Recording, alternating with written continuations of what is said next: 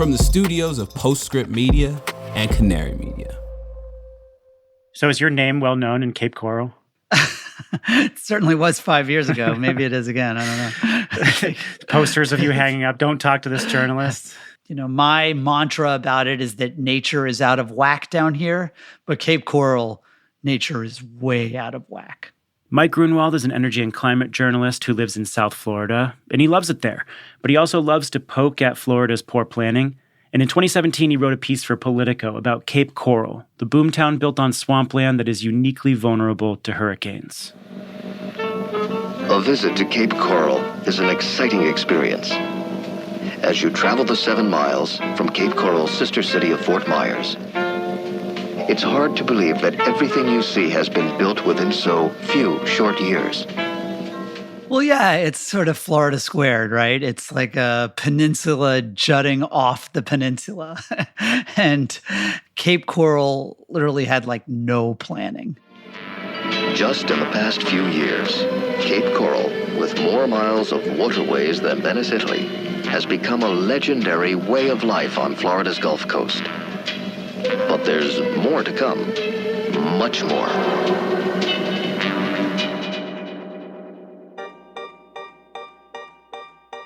Cape Coral is a city of a couple 100,000 people in southwest Florida. It's basically a wetland nestled next to Fort Myers, one of the fastest growing areas in the country. Construction of Cape Coral started in the late 1950s.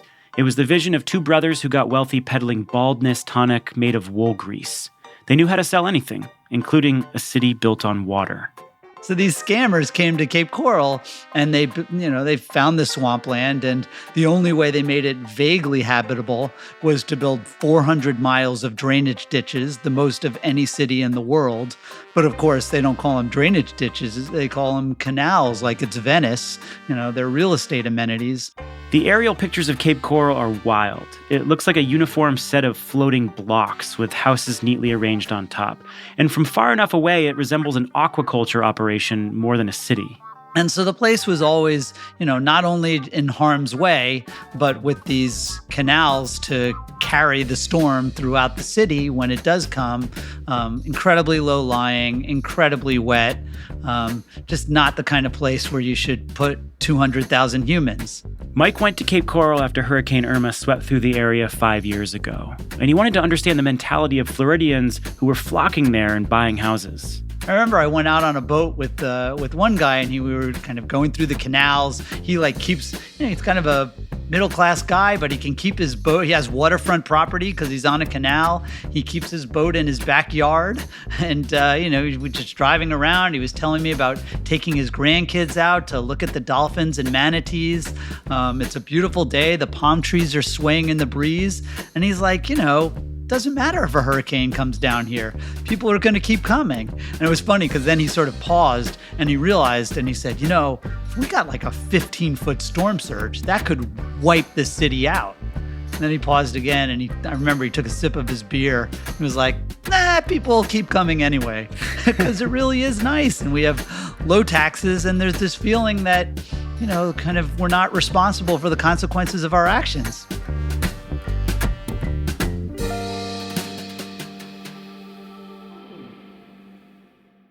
And then in late September, Hurricane Ian rolled in. The near Category 5 hurricane didn't create the 15-foot storm surges that could destroy the city, but the 11-foot storm surge knocked out the water supply, electricity, and left most houses underwater. About 60 years after its founding, this is what Cape Coral looks like on a sunny day. This is what the area looked like today.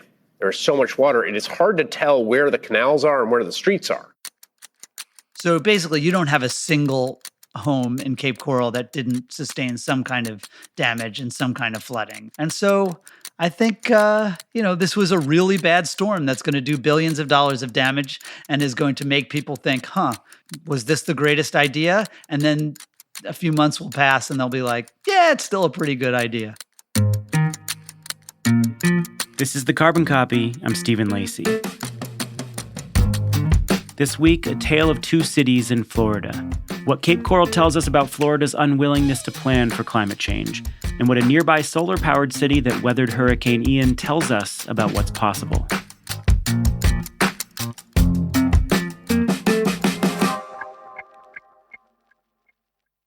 America's green banks are preparing to unleash a wave of capital for clean energy. The Greenhouse Gas Reduction Fund invests a historic $27 billion in projects nationwide. This could mobilize up to $150 billion of private capital for solar, storage, efficiency, and electrification in underserved communities. So how do we deploy those billions quickly, efficiently, and with the highest impact? On July 18th, Latitude Media and Banyan Infrastructure will host a virtual event exploring the on-the-ground realities of making America's green banks a success. Register for free by clicking the link in the show notes or go to latitudemedia.com/events. Clean energy and climate tech are policy-driven industries, and anyone working in this field touches local, state, and federal policy in a very real way. And that's why you should be listening to Political Climate, a podcast from Latitude Media and Boundary Stone Partners that delivers an insider's view on climate policy and politics. Every other week, co-hosts Julia Piper, Emily Domenech, and Brandon Hurlbut cover the nuances of government funding, regulations, backroom negotiations, and the election, of course. Political Climate is a show for people who want authentic conversations and strong opinions from voices across the political spectrum. Listen at latitudemedia.com or subscribe to the show anywhere you get your podcasts.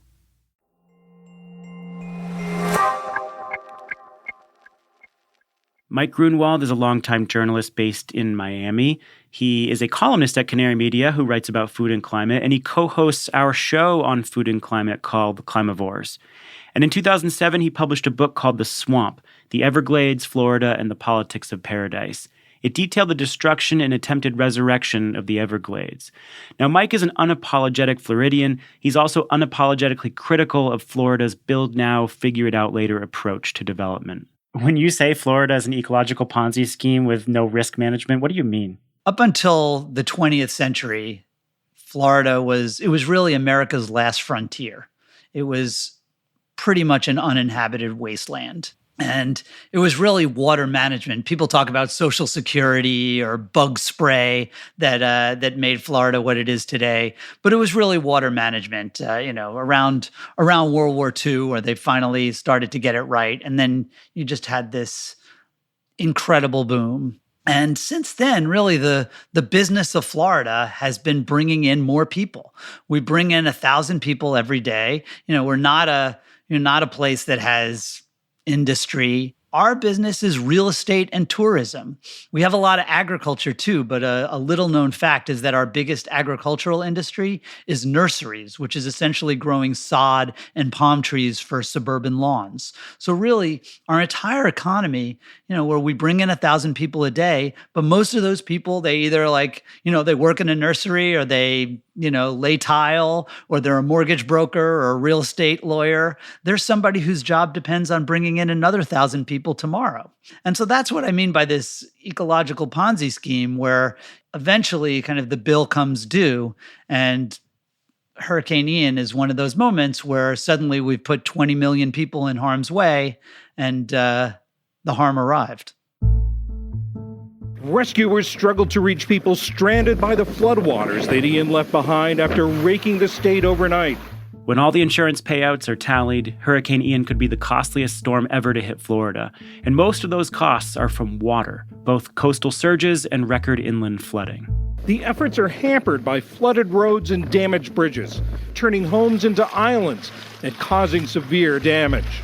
And in Cape Coral, the 400 miles of drainage canals, which have been stressed by multiple 100-year flood events in the last 5 years, were quickly overwhelmed.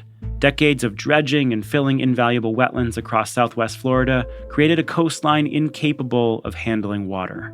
Even in a state that's no stranger to hurricanes, the destruction in the wake of Ian is staggering. More than 100 deaths, most by drowning, communities in tatters. The price tag for recovery? Estimated at more than $100 billion. I don't think there will be a lot of soul searching about, do we belong here? Does a place like Cape Coral, should it be rebuilt? It's going to be rebuilt. The hope for those of us who, or at least have been trying to shriek in the wilderness about sustainability issues is that, we can maybe build back a little better, a little safer, a little higher. Rick Scott, when he was governor, one of the first things he did was get rid of Florida's growth management agency. And since then, it's been all growth and no management.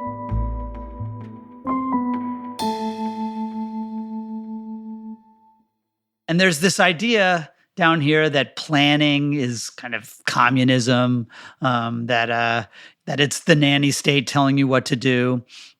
And so again, I try to point out to people, particularly people on the left, that there is something really alluring about, Ron DeSantis and the Republicans who have controlled Florida for 20 years telling you, come on down, don't pay taxes, don't invest in infrastructure, don't worry about the future. You can use as much water as you want. You can build wherever you want. Nobody's going to tell you what to do.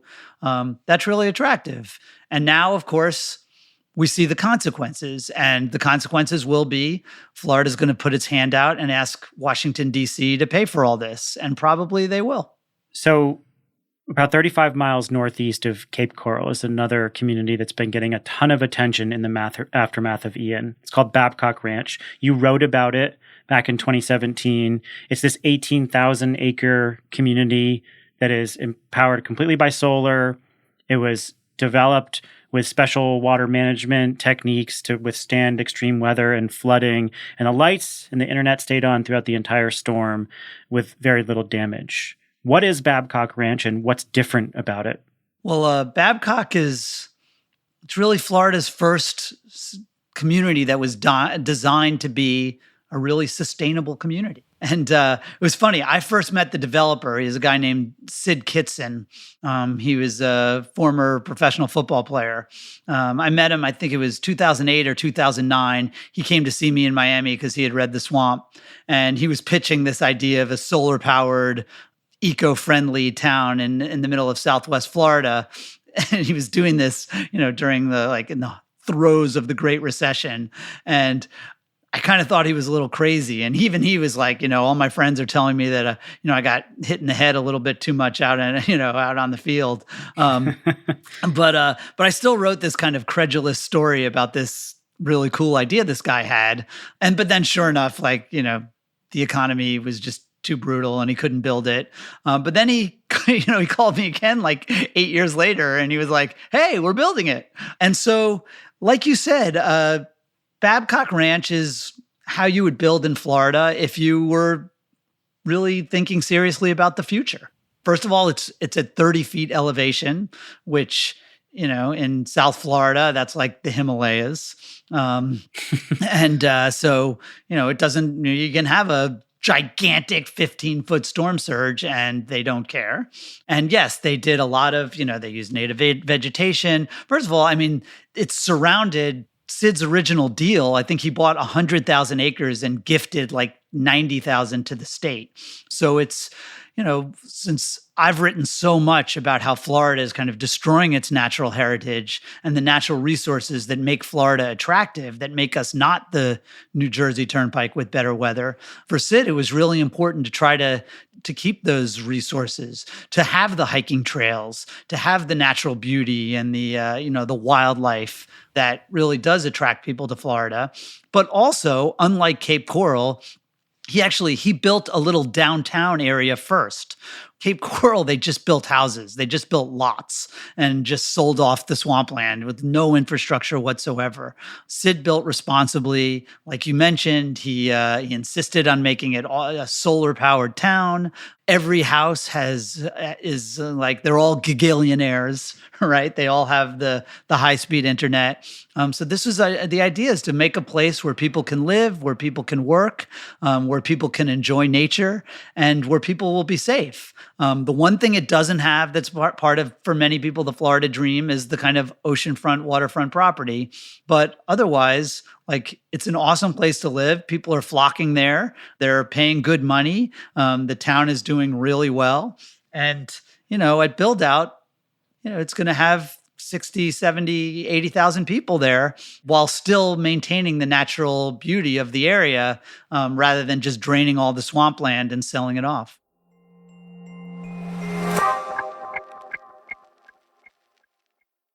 On July 18th, join Latitude Media and Banyan Infrastructure as we take a deep dive into the next phase of deploying the $27 billion Greenhouse Gas Reduction Fund. We'll provide practical insights for the state agencies and local lenders at the front lines of dispensing these funds. Where are the bottlenecks? How do we balance speed with transparency? And can America's green banks live up to the expectations of both local communities and Wall Street? Latitude Media's Stephen Lacey, Banyan co-founder Amanda Lee, and Clean Energy Fund of Texas EVP Billy Briscoe will answer these questions and more on July 18th at 1 p.m. Eastern. This is a must-attend for project developers and financiers. Register for free at latitudemedia.com/events or click the link in the show notes.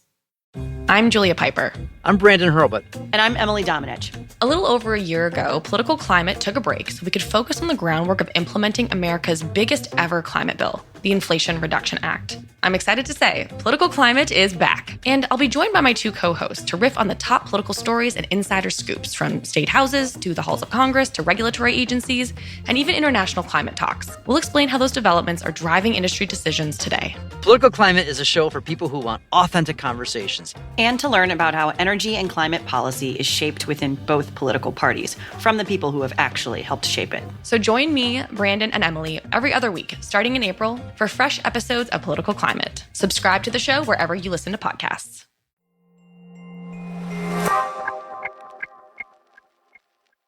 So a place like Florida, I mean, you have to eventually consider building like the way they are in Babcock Ranch if we want to withstand what is coming.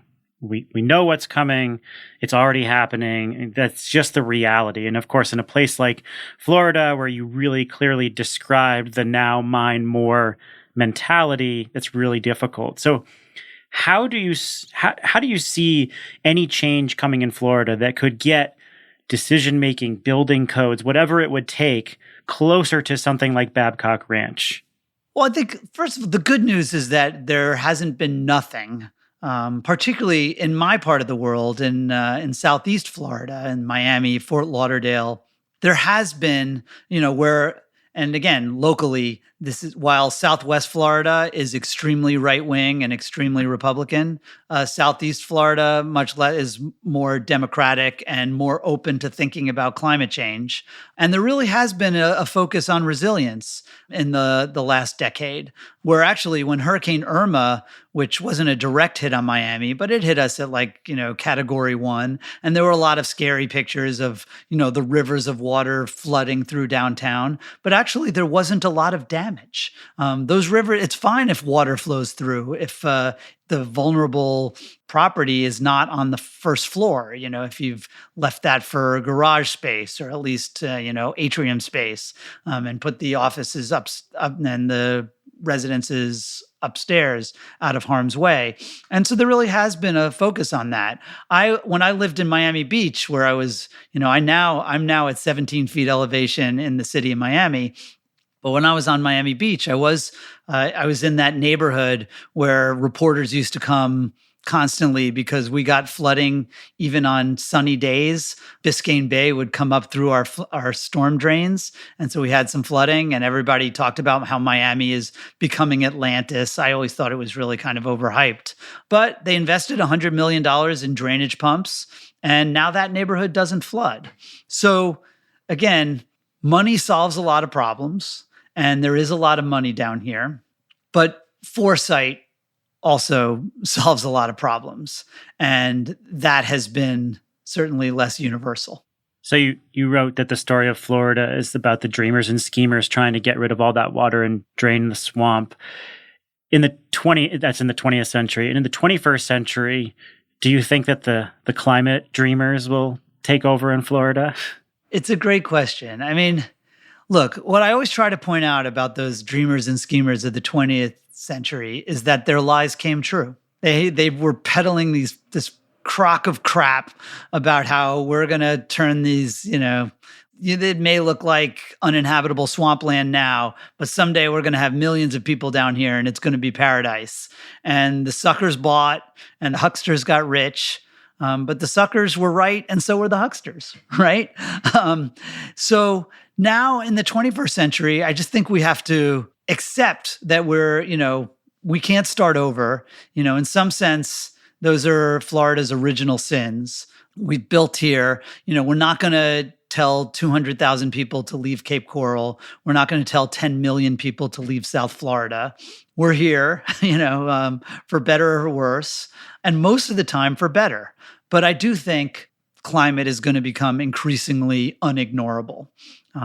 Florida is really good at ignoring, really good at forgetting, but that's going to become harder and harder to do as these storms get more intense, as the rains get worse, as the seas get higher, as the saltwater intrusion screws up more of our drinking water. We are going to have to think more and more about tomorrow when this has really historically been a place that thinks about today. Mike Grunwald is the co-host of the Climavores podcast, which we here at Postscript Media produce with him and Tamar Haspel. He's also the author of The Swamp, the Everglades, Florida, and the Politics of Paradise, which you wrote in 2007, but I understand has now rocketed up the charts again. For some reason, people are interested in the sustainability of Florida these days.